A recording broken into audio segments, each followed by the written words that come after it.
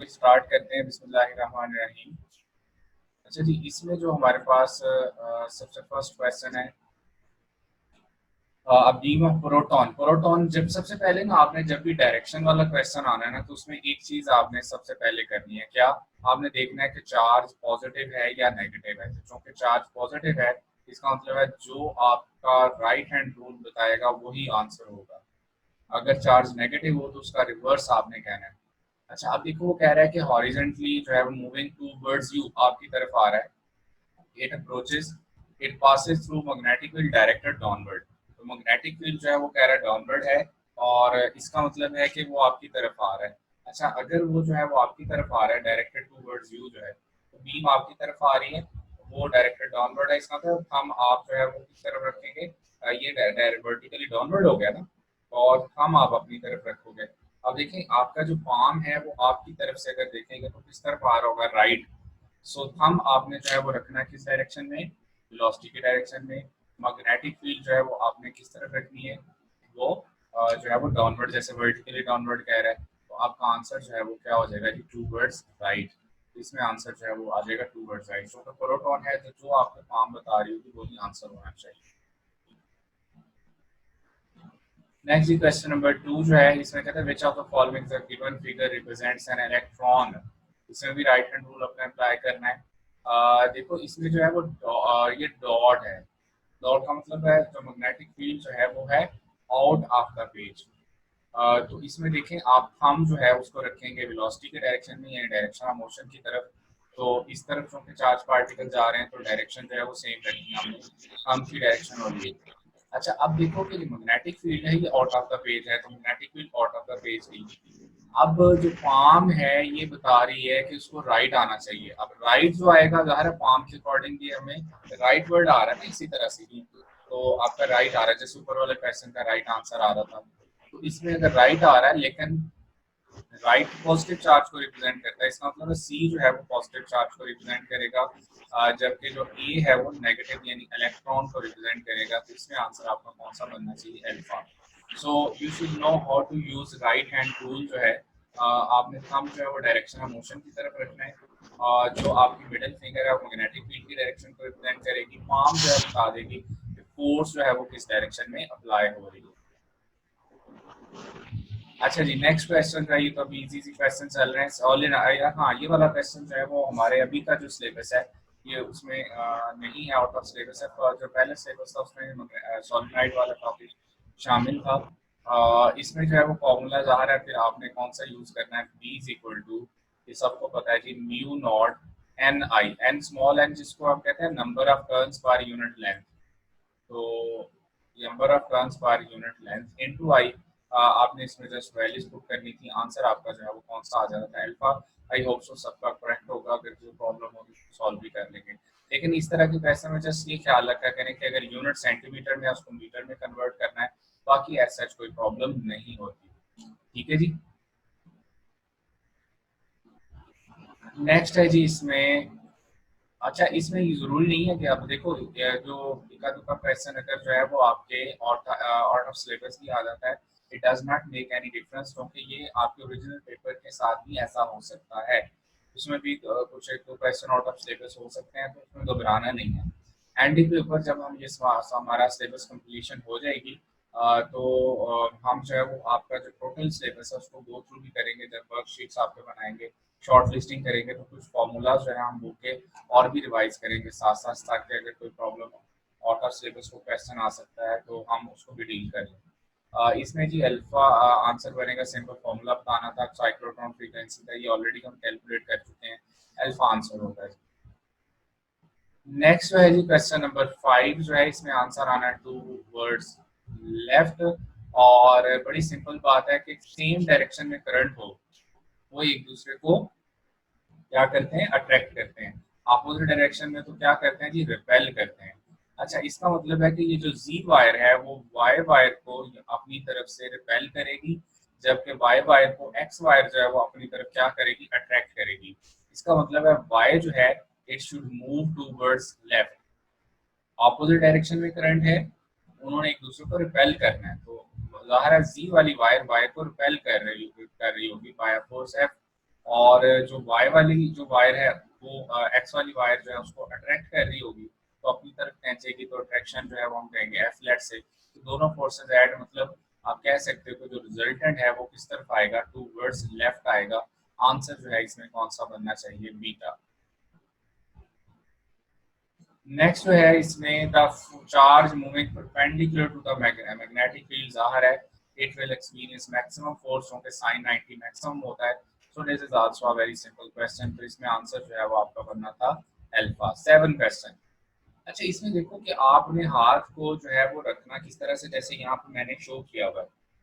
आप का जो यहाँ पर जो डायरेक्शन है मैग्नेटिक फील्ड की वो नॉर्थ से साउथ पोल है।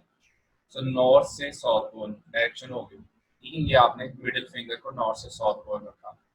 तो ये जो चार्ज पार्टिकल की डायरेक्शन ऑफ मोशन है वो है जी जाहिर है नीचे की तरफ आप समझ लें। तो ये थंब मैंने उस डायरेक्शन में रखा, पाम जो है अगर आप देखें तो वो अपवर्ड इशारा कर रही है, पाम अपवर्ड इशारा कर रही है। आप देखें कि यहाँ पर वो कौन से कह रहा है, पॉजिटिवली या नेगेटिवली, पॉजिटिवली। अब इसका मतलब है कि हम ये इसके ऊपर रूल जो है वो डायरेक्टली अप्लाई कर सकते हैं, क्योंकि पॉजिटिव चार्ज है इसलिए आंसर अपवर्ड है। तो आप इस तरह से अगर रख के देखें हाथ को तो अपवर्ड ही आंसर आ रहा है। इसमें आंसर जो है वो आपका कौन सा होगा, डेल्टा आंसर होगा। नेक्स्ट इसमें क्वेश्चन है जस्ट इंफॉर्मेशन बेस्ड क्वेश्चन है, गल्वानोमीटर इनटू एमीटर कैसे कन्वर्ट करते हैं। हम एक शंट रेजिस्टेंस लगाते हैं, बाईपास रेजिस्टेंस लगाते हैं पैरेलल टू द रेजिस्टेंस, तो बीटा आंसर है। नेक्स्ट जो है हाँ जी 9 वाला इम्पोर्टेंट था, और इसमें जो है वो आंसर जो है इसका बनना है जी same as that of proton. उसकी रीजन क्या है कि उसने कहा है कि अल्फा पार्टिकल और प्रोटॉन जो है वो सेम वेलोसिटी एंटर होते हैं। तो फॉर्मूला सिर्फ ये वाला इतना सा यूज होना है, जो कि टाइम पीरियड हम कहते थे circumference 2 pi r over over velocity.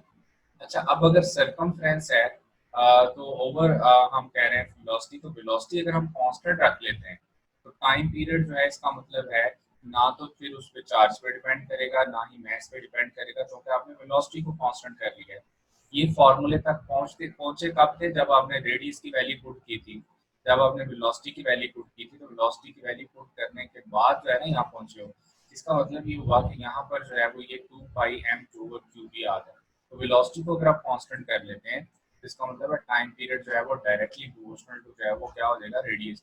अच्छा अब यहाँ पर क्या कह रहा है, कहता था पीरियड ऑफ रोटेशन जो है, तो ज़ाहिर है आपने वेलोसिटी कांस्टेंट कर ली है तो पीरियड ऑफ रोटेशन जो है वो दोनों का क्या हो जाएगा, सेम हो जाएगा। आंसर कौन सा बनेगा, डेल्टा। नेक्स्ट जो है जी इसमें क्वेश्चन नंबर 10, ये ई वी बी हमें पता है कि इलेक्ट्रॉन स्ट्रेट लाइन जो है वो कहते हैं जी electron moves in a straight line through a cross electric and magnetic field. तो आपको पता है इसमें जो है वो अगर तो उसमें एफ ई जो है वो किसके इक्वल हो जाए, एफ बी के, दोनों फोर्सेस आपस में इक्वल और परपेंडिकुलर हो जाए तो इसको हम कहते थे क्यू ई। और जो मैग्नेटिक फोर्स है वो क्या हो जाएगी, क्यू वी बी। आपको पता है पास्ट पेपर में सबसे ज्यादा इस फॉर्मूले से रिलेटेड क्वेश्चन आपको नजर आते हैं, छोटे छोटे न्यूमेरिकल होते हैं। एमडी कैट के जो पास्ट पेपर पुराने देखेंगे, क्यू क्यू से क्या हो जाएगा, कैंसल आउट। अच्छा अब यहाँ पर ई इज इक्वल टू हमारे पास क्या बन गया, बी वी या वी। तो ये आपके पास अल्फा आंसर आ जाएगा। 11 जी current carrying conductor placed in magnetic force on it will maximum, maximum कब होगी, जब दोनों में एंगल कितना होगा, 90 परपेंडिकुलर टू ईच अदर। तो इसका आंसर बीटा है। टेस्ट बहुत ही आसान है आज का। ओवरऑल अगर देखें तो 12 जरा देखते हैं। इसमें भी सिंपल आई एल बी वाला फॉर्मूला अप्लाई करना है, जो कि मैक्सिमम की बात कर रहा है। लेंथ 0.5 मीटर, करंट आपका 10 है, और जो मैग्नेटिक फील्ड है वो 0.1 टेस्ला है। देखिए करंट तो जो मैग्नेटिक फील्ड का जो फोर्स का फॉर्मूला है वो तो सिंपल है, आई एल बी, ठीक है जी। सो इसमें तो आंसर आपका जो है वो सीधा सीधा 0.5 आ जाता है। आप सिर्फ डायरेक्शन बतानी है। अब डायरेक्शन बताने के लिए अगर देखें कि उसने आपको जो है वो मैग्नेटिक फील्ड की डायरेक्शन क्या दी है, वर्टिकली डाउनवर्ड। इसका मतलब है भाई यहाँ क्रॉस लगाऊंगा, क्रॉस का मतलब होगा कि डायरेक्शन ऑफ मैग्नेटिक फील्ड जो है वो वर्टिकली क्या हो गई, डाउनवर्ड हो गई, ठीक है जी।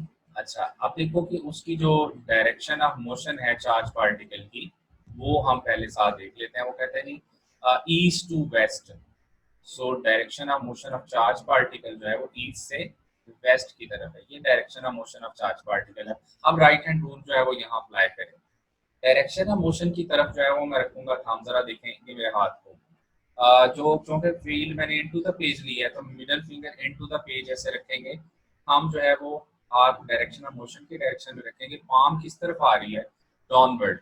इसका मतलब ये हुआ कि आपका आंसर जो है वो यहाँ डाउनवर्ड की तरफ क्या आएगा? साउथ। इसका मतलब है आपका आंसर जो है वो अल्फा बनेगा 0.5 न्यूटन और हो जाएगा साउथ। तो फोर्थ तो सिंपल जो है वो आई एल बी, चूंकि यहाँ डायरेक्शन ऑफ मोशन के फील्ड जो है परपेंडिकुलर है तो formula simple I L B वाला ही अप्लाई होगा। तो आंसर जो है वो अल्फा। आई होप सो कि ये भी सबका ठीक होगा, ऑलरेडी आपने ठीक सॉल्व किया होगा। थर्टी जी work done by magnetic force जो है वो क्या होता है? Delta zero. जिसने इसमें से कोई और आंसर दिया है उनको मेरी तरफ से 11 तोपों की सलामी। आंसर इसका डेल्टा ही बनता है। नेक्स्ट जो है जी इसमें ये भी सिंपल है, क्वेश्चन नंबर 14 जो है इसमें जो कहता है 2 centimetre uniform magnetic field radius था उसका। अगर हम जो है वो स्पीड डबल कर दें, क्योंकि रेडियस जो है वो डायरेक्टली प्रोपोर्शनल टू इस फॉर्मूले के क्या है? वेलोसिटी के। अगर आप स्पीड डबल करोगे तो जाहिर है रेडियस भी डबल हो जाएगा। तो डबल होने का मतलब 2 सेंटीमीटर से बढ़ के कितना हो जाएगा? 4 सेंटीमीटर हो जाएगा। क्वेश्चन नंबर 15 जो है uniform electric field and uniform magnetic field exist in a region in the same direction, or the electron is projected with कह रहा है जी velocity जो है वो pointed in the same direction, electron will, अच्छा इसमें जो है वो keep on moving with the same direction but its speed will decrease। उसकी रीजन क्या है? कि इलेक्ट्रिक इंटेंसिटी होती है फ्रॉम पॉजिटिव टू नेगेटिव। अब इलेक्ट्रिक इंटेंसिटी की डायरेक्शन तो ये होगी फ्रॉम पॉजिटिव टू नेगेटिव। अब इलेक्ट्रॉन अगर इसी डायरेक्शन में मूव करता हुआ आ रहा है तो ज़ाहिर है डिफ्लेक्शन तो नहीं होगी, लेकिन लेकिन जो है वो नेगेटिव नेगेटिव को क्या करता है? रिपेल करता है।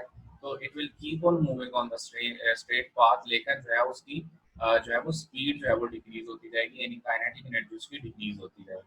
तो इसमें आंसर जो है वो आपका कौन सा बनना चाहिए था? डेल्टा। नेक्स्ट है जी क्वेश्चन नंबर 16। अच्छा इसमें एंगल अदर देन 90 कह रहा है, लेस देन 90। अब ना कुछ लोग स्टेटमेंट ही पूरी नहीं पढ़ते, स्टेटमेंट पूरी पढ़े बगैर ही ना अब वो क्या कह रहे होते हैं 90 देखा तो साथ ही सर्कल आंसर लगा दिया। आप पूरी स्टेटमेंट हमेशा पढ़नी है उसके बाद आंसर देना। वो कह रहा है एंगल लेस देन 90 है, तो एंगल लेस देन 90 है तो स्ट्रिंग लाइक यानी हेलिक्स हेलिक्स पाथ बनेगा, स्ट्रिंग लाइक चार्ली आंसर होगा। नेक्स्ट है जी इसमें क्वेश्चन नंबर 17। इसमें आंसर जो है वो अल्फा 1 टेस्ला 1 न्यूटन पर एम्पीयर पर मीटर है। ये भी सिंपल क्वेश्चन था। 18 भी देखें, ये सारे फॉर्मूला इंफॉर्मेशन बेस्ड क्वेश्चन है।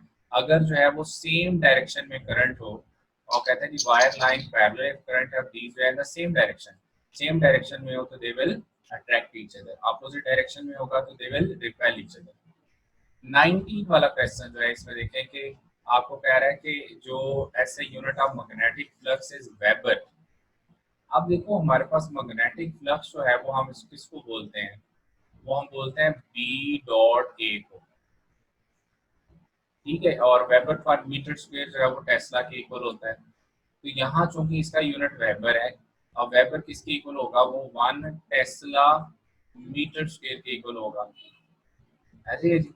अब 1 टेस्ला को हम बोल रहे थे 1 न्यूटन, 1 टेस्ला जो उसको क्या बोल रहे थे? 1 न्यूटन पर एम्पियर पर मीटर, ठीक है जी, और इनटू मीटर स्क्वायर। तो आप देखें कि ये 1 पर मीटर जो है ये इससे क्या हो जाएगा? कैंसिल आउट, तो न्यूटन मीटर पर एम्पियर आपका बचेगा, तो अल्फा आंसर बनेगा। सो यूनिट्स जो है इसके इंपॉर्टेंट है, यूनिट जो है वो आपने अच्छे से रिवाइज करने हैं, चाहे वो टेस्ला से रिलेटेड आ जाए। और टेस्ला की यूनिट्स हमने वेबर पर मीटर स्क्वायर भी पढ़ा है, टेस्ला पढ़ा है, गॉस पढ़ा है, ठीक है जी, न्यूटन पर एम्पियर पर मीटर पढ़ा है। तो ये वाली चीज़ें जो है वो याद रखनी है, सारे यूनिट्स की जरूर प्रैक्टिस करनी है। 20 वाला जी, electron and proton are projected with the same velocity normal to the magnetic field, which one will suffer greater deflection? So इसमें देखें कि हमारे पास जो r रेडियस है वो किसकी इक्वल है? m v over q v। अच्छा अब यहाँ हम और करें कि वेलोसिटी तो उसने कांस्टेंट कर दी। अब और चार्ज दोनों पे, चार्ज का मैग्नीट्यूड प्रोटॉन इलेक्ट्रॉन पे सेम होता है, अब सिर्फ रह गया मास। इसका मतलब है आर जो है वो डायरेक्टली प्रोपोर्शनल टू क्या है, मास के, अगर हम वेलोसिटी और चार्ज कांस्टेंट कर देते हैं। अच्छा, इसका मतलब ये हुआ कि यहाँ पर अगर आप गौर करो तो मास किसका ज्यादा होता है, प्रोटॉन का मास ज्यादा होता है, इलेक्ट्रॉन का मास कम होता है।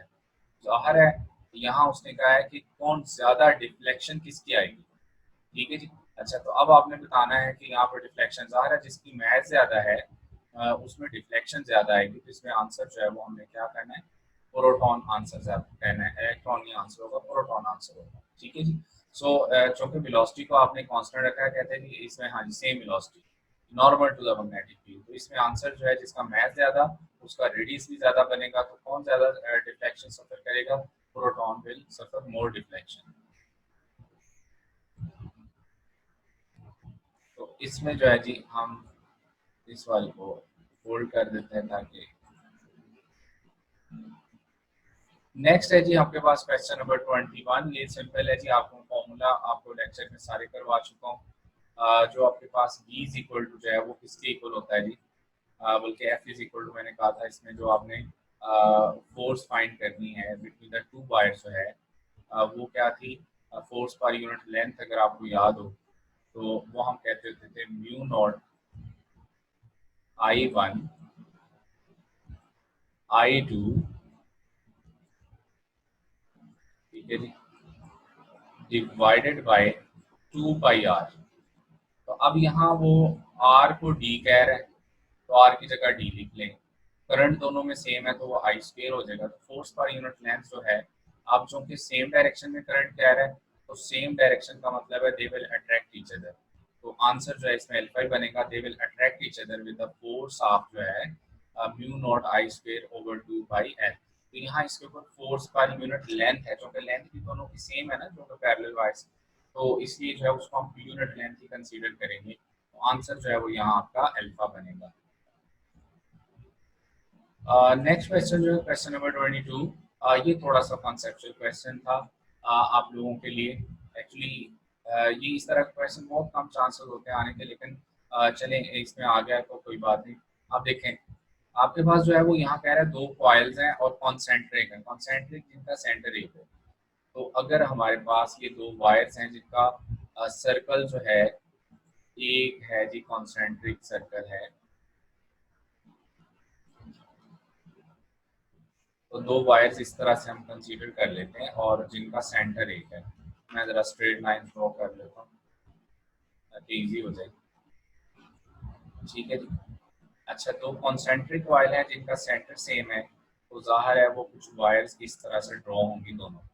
तो वन एक दूसरे के जो है एक वायर समझ लें दूसरे के अंदर पड़ी हुई, तो दोनों का जो रेडियस है, दोनों में जो डिस्टेंस है आपस में, वो हम कहेंगे यहाँ पे जो दोनों का जो रेडियस है ना, वो आपका जो है वो बेसिकली क्या हो जाएगा, दोनों के दरमियान डिस्टेंस जो है वो 2r। सो हमारे पास जो बी का फॉर्मूला होगा पहली वाली वायर के लिए, वो हम कहेंगे म्यू नॉट I2/2r। अच्छा, म्यू नॉट हमें पता है वैल्यू 4 पाई 10⁻⁻⁷ और रेडियस आपको वायर का कितना बताया हुआ है, 2 पाई सेंटीमीटर। तो सेंटीमीटर मीन 0.02, तो यानी 2 × 10⁻²। इसको सॉल्व करेंगे तो मैग्नेटिक फील्ड स्ट्रेंथ आपकी आएगी 4। ठीक है। इसी तरह से दूसरी वायर जो है उसका करंट जो है वो 3 एम्पियर है, उसके लिए सॉल्व करेंगे तो उसका आंसर जो है वो आपका देखते हैं क्या आता है। उसका आंसर आया है 3 × 10⁻⁻⁴ वेबर/मीटर स्क्वायर।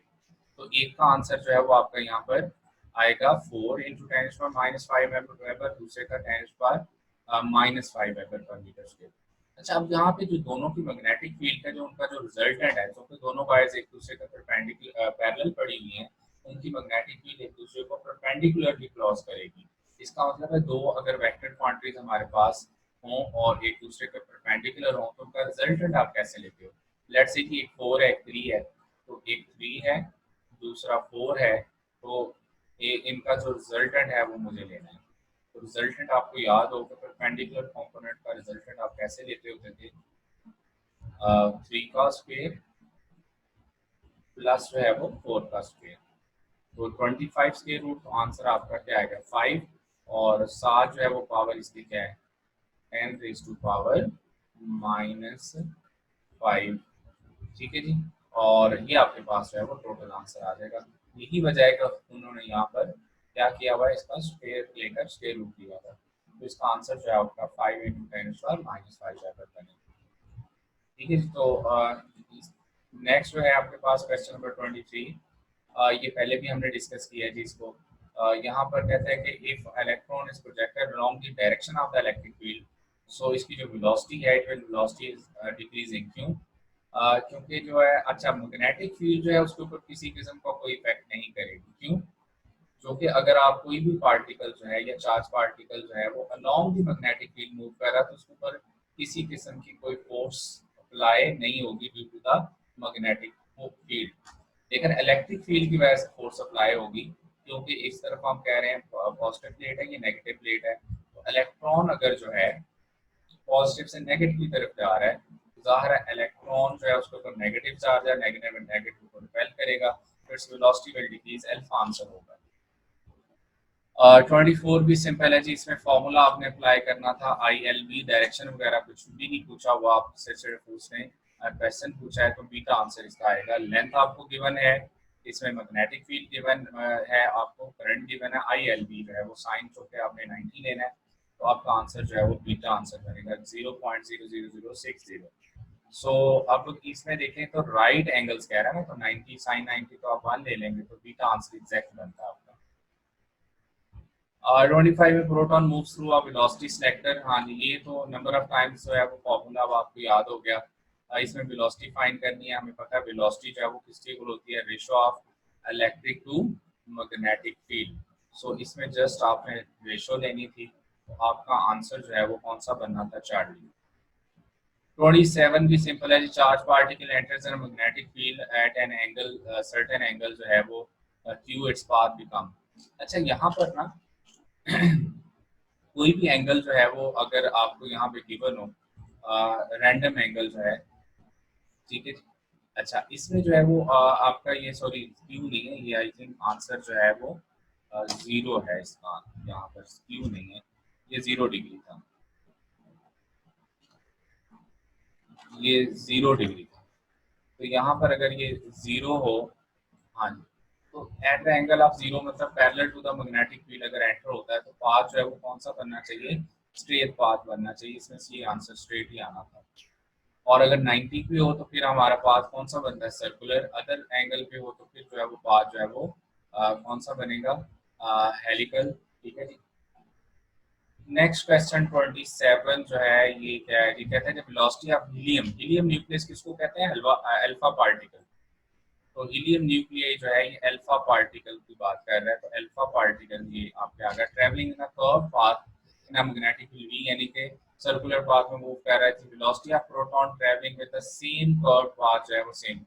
अच्छा अब देखो कि हमारे पास जो है फॉर्मूला जो है वो क्या है, आपके पास है R is equal to mv over Q B.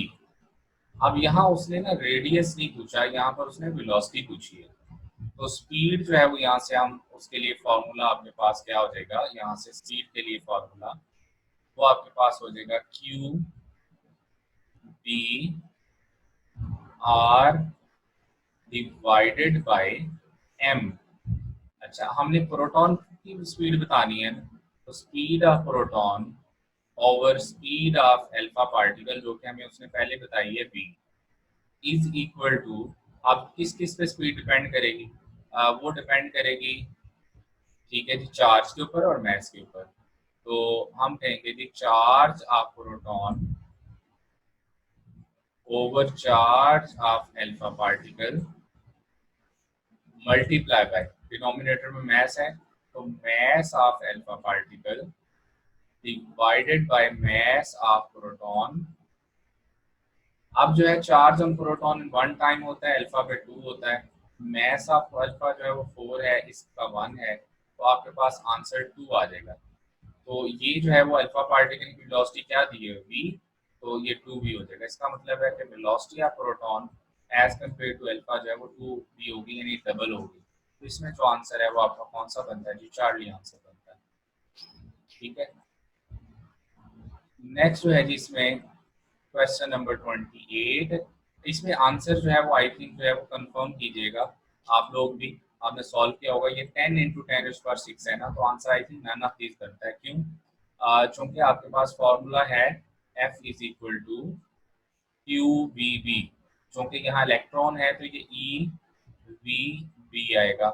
अब इलेक्ट्रॉन पे चार्ज आपका होता है 1.6 10 रेज टू पावर -19, ठीक है जी। अच्छा, अब यहाँ पर जो आपको गिवन है वो है 10 इंटू 10⁻⁶, मतलब इसको हम 10⁻7 भी लिख सकते हो, +7 जो है।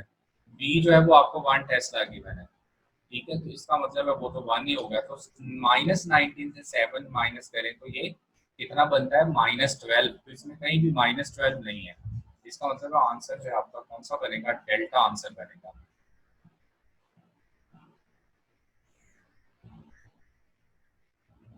और हाँ, ये वाला क्वेश्चन जरा गौर से देख लीजिएगा। कहते हैं charge particle enters in a uniform magnetic such that it's initial value makes an angle other than 90। अच्छा, अगर जो है वो अदर देन 90 कह रहा हो और दो ऑप्शन हो, यानी उसमें स्पाइरल भी लिखा हो हेलिक्स भी लिखा हो, आप कहेंगे चार्ली आंसर हेलिक्स। अच्छा, हेलिक्स और स्पाइरल में क्या फर्क है? अदर देन 90 अगर एंगल हो ना, तो वो इस तरह से जो पाथ बन रहा होता है, कर्व पाथ जो है उसको हम कह लें हेलिक्स पाथ, ठीक है, कर्व पाथ जो है वो आगे मूव करता जाता है। स्पाइरल या एग्जैक्टली स्प्रिंग लाइक पाथ जो है वो किस एंगल पे बनता है? जब एंगल आपका 45 हो, जब एंगल जो है वो 60 हो, तो अप्रोक्सीमेटली जो है वो फिर स्प्रिंग लाइक जो है वो पाथ बनता है, ये 45 पे, जो कि दोनों कंपोनेंट इक्वल होते हैं। तो फिर आपका इस तरह का पाथ जो है वो एग्जैक्टली स्पाइरल यानी स्प्रिंग लाइक पाथ बन रहा होता है। सो इसके अलावा जो है ये तो ज़ाहिर है इस तरह के पाथ को तो स्प्रिंग नहीं कह सकते ना, आमतौर पर उसको फिर स्पाइरल पाथ कहते हैं। तो इसलिए ना इसमें जो बेस्ट ऑप्शन होगी, अगर यहाँ अदर देन 90 का है तो आपने कहना हेलिक्स। अगर यहाँ एंगल 45 गिवन होता फिर हम आंसर हेलिक्स भी जाए क्या देते, फिर स्पाइरल आंसर दे देते।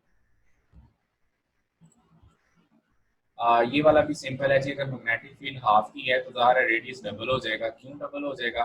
क्योंकि हमारे पास आर इज इक्वल टू इसके इक्वल है M V over Q B, ठीक है। तो मैग्नेटिक फील्ड अगर हाफ की है तो ज़ाहिर है रेडियस डबल हो जाना चाहिए, तो आपका आंसर जो है वो 2R हो जाएगा।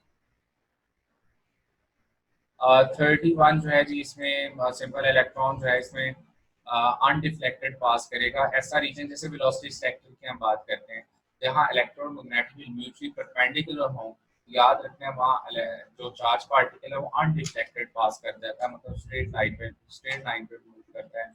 आंसर जो है इसमें डेल्टा है।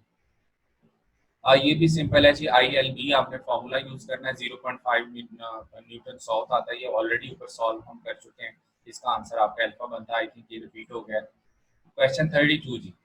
N electron proton projected right angle to the uniform magnetic field same linear momentum के साथ। अच्छा, अब देखो कि यहाँ पर हमारे पास जो फॉर्मूला है R is equal to M V over Q B. M V को आप मोमेंटम कह रहे हो, ओवर क्यू बी। अब जरा गौर से सुनना है, चूंकि मोमेंटम उनका सेम है, कांस्टेंट हो गया, मैग्नेटिक फील्ड कांस्टेंट हो गई। इलेक्ट्रॉन और प्रोटॉन के चार्ज का मैग्नीट्यूड सेम होता है, डायरेक्शन अपोजिट होती है। इसका मतलब है both will experience same force. तो एक ही रेडियस में मूव कर रहे होंगे तो उनके ऊपर एक जैसी सेंट्रीफ्यूगल फोर्स अप्लाई हो रही होगी, और इसका मतलब है कि एक जैसी मैग्नेटिक फोर्स अप्लाई हो रही है। चार्ली आंसर आएगा इसका। 34 जी। 34 में कहता है कि जो है वो क्योंकि मैग्नेटिक फोर्स जो है वो सिर्फ और सिर्फ जो है वो डायरेक्शन को चेंज करती है, since it's a deflecting force, इसलिए आंसर जो है इसका बीटा आंसर बनेगा। सिंपल है, डायरेक्शन ऑफ वेलोसिटी सिर्फ चेंज होगी। 35 जी, इंफॉर्मेशन बेस्ड क्वेश्चन है, मैंने वैसे आपको लेक्चर में भी बताया था। अगर आप किसी मैग्नेट को टू पीसेस में कट करते हो तो इंडिपेंडेंट जो है वो नॉर्थ और साउथ पोल के साथ दो मैग्नेट बन जाएंगे, जो कि इंडिपेंडेंट जो है वो नॉर्थ साउथ पोल एग्जिस्ट ही नहीं कर सकता। मतलब ये नहीं होता कि अगर आप नॉर्थ और साउथ पोल को तोड़ दें तो आप एक हाथ में नॉर्थ पोल होगा एक हाथ में साउथ पोल होगा, ऐसा मुमकिन नहीं है।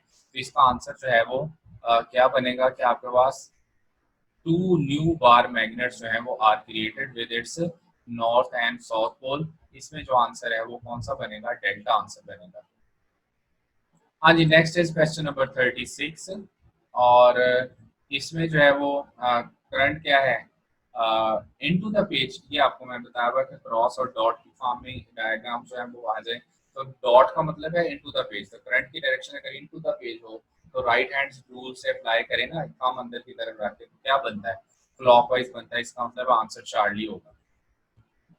37 जरा देखें, जब उसने कहा है इलेक्ट्रिक करंट, तो वायर कैरीज इलेक्ट्रिक करंट का मतलब है negative current. To the right the current is placed in a uniform magnetic field directed into the paper जो है, तो मैग्नेटिक फील्ड जो है what is the direction of magnetic force. So आप right hand rule apply करें, magnetic field is into the page, thumb आपने रखा किस तरफ, डायरेक्शन ऑफ करंट की तरफ। अब देखिए कि आपकी पाम जो है वो किस तरफ इशारा कर रही है, पाम इशारा कर रही है to the top of the page. लेकिन जो कि इलेक्ट्रिक करंट उसने कहा है, इसका मतलब है हम इसको कहेंगे to the bottom of the page, क्योंकि नेगेटिव चार्ज कैरियर की वजह से इलेक्ट्रॉनिक करंट होता है, इलेक्ट्रिक करंट। तो इसमें आंसर जो आपका, अगर कन्वेंशनल करंट वो कहता, फिर जो है वो आंसर हम क्या देते, to the top of the page. 38 जी, 38 का जो है कौन आंसर देगा जल्दी से, शाबाश। 38 वाला क्वेश्चन जो है, इसमें आंसर क्या बनेगा आपका। हाँ जी 38, डेल्टा, गुड जी। और कोई बच्चा, डेल्टा, गुड जी। 38 देखो कि जिस डायरेक्शन में मैग्नेटिक फील्ड है उसी डायरेक्शन में चार्ज पार्टिकल मूव कर रहा है। So that is so simple जी। तो ये भी अगर किसी का रॉन्ग है तो वो उसको जो है वो ई पे जो है वो ज्यादा गोश्त खाने की जरूरत होगी, तो आंसर डेल्टा है। तो इसमें सिंपल है जी, आंसर डेल्टा होगा। नेक्स्ट जो है वो क्वेश्चन है जी इसमें 39, that is also simple one. इसमें कहते हैं जी negative charge moves away from the, इन नेगेटिव चार्ज है, what is the direction of magnetic force on the charge. तो अच्छा एक और चीज यहाँ देखो कि जो हमारे पास करंट अपवर्ड डायरेक्शन में दिया हुआ ना इस वायर में, तो इसमें जो आपके पास इसके अराउंड जो मैग्नेटिक फील्ड एग्जिस्ट करेगी वो होती है परपेंडिकुलर टू द, यानी टेंजेंशियल डायरेक्शन में, टेंजेंट टू द सर्कल, ऐसे ही ना, तो उसकी डायरेक्शन ये होगी, टेंजेंट टू द सर्कल। तो जरा गौर करें, अगर वो टेंजेंट टू द सर्कल है तो आप ना वी क्रॉस बी वाला फॉर्मूला जो है उसके अकॉर्डिंग जो है जरा देखें, राइट हैंड रूल जो आप लगाते थे, आप v cross b, curl your fingers from v to b, तो erected thumb will give the direction of force. तो अगर आप यहाँ से वी क्रॉस बी करोगे तो वो टॉप ऑफ द पेज की तरफ आपको आंसर देगा, टॉप ऑफ द पेज। लेकिन रुक जाए जरा, क्योंकि टॉप ऑफ द पेज आपने आंसर नहीं देना, क्यों, क्योंकि ये इलेक्ट्रॉन है, नेगेटिव चार्ज है। तो आपका थंब कह रहे हैं टॉप ऑफ द पेज, लेकिन आपने आंसर क्या करना है, to the bottom of the page, यानी चार्ली आंसर होगा इसका। ठीक हो गया ना, जो कि इलेक्ट्रॉन है ना, अगर ये नेगेटिव चार्ज है तो आपने रिवर्स आंसर देना है, अगर ये पॉजिटिव चार्ज होता तो फिर आंसर जो है वो आप कौन सा देते हैं, फिर आंसर आप डेल्टा देते, इसमें आंसर जो है वो कौन सा बनेगा, Charlie. And the last one जी, चलें ये वाला आंसर आप खुद बताएं, इसका आंसर क्या होना चाहिए, लास्ट वन जो है।